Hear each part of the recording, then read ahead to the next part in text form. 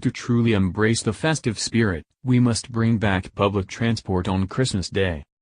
Anyone who's found themselves walking around London on Christmas Day will know how bizarre and eerie it feels. It's partly the weird anti-climax of the day. For more than a month you can barely turn around for Christmas music, decorations, chestnut stalls, shops blaring fluorescent holiday signs and forced cheer everywhere you look. Yet on the day itself, Christmas suddenly feels like an inward-looking affair. Those still in London are cozied up inside, most shops, bars, pubs and restaurants are shut, and, most notably of all, the streets are empty. A couple of years ago I walked home after a Christmas breakfast in Kentish Town to my flat in Stoke Newington.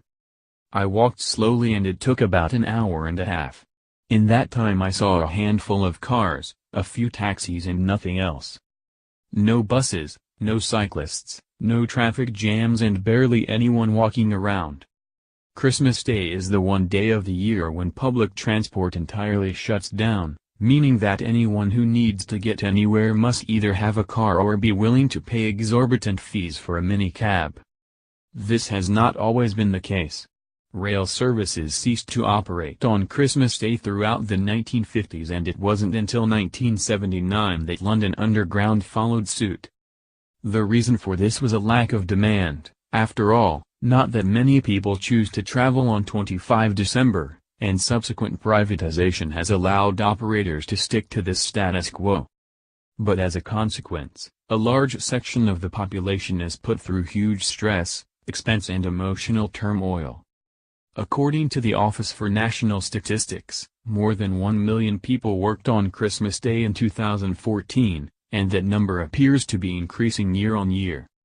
Factor in the people who have to be at work late on Christmas Eve or early on Boxing Day morning and you've got a substantial percentage of the population in a similarly difficult situation. Even for those whose family live in the same city, with no public transport available they can be faced, as I was, with more than an hour's trek across town to get to or from the celebrations. As quaint as a silent London feels, it can also feel unsafe. The shortest day of the year is on the 21st of December, and on Christmas Day it can be dark by 4 p.m. There are areas you wouldn't want to walk alone at the best of times, let alone in the pitch-black silence that envelops Christmas Day, with no one around for comfort. The best words of wisdom from grandmas and granddads.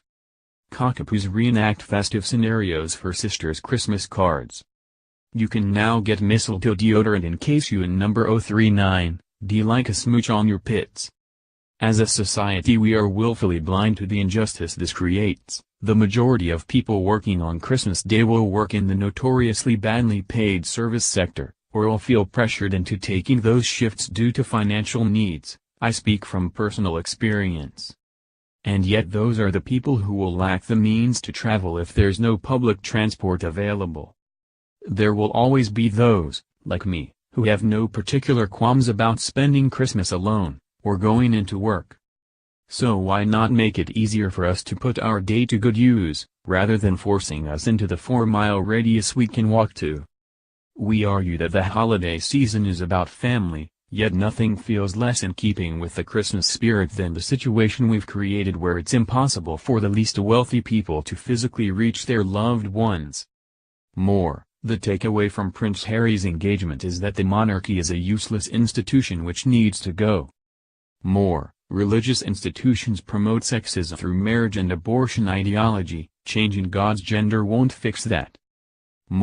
Hillary Clinton proved how relevant she is to young women today with her London talk.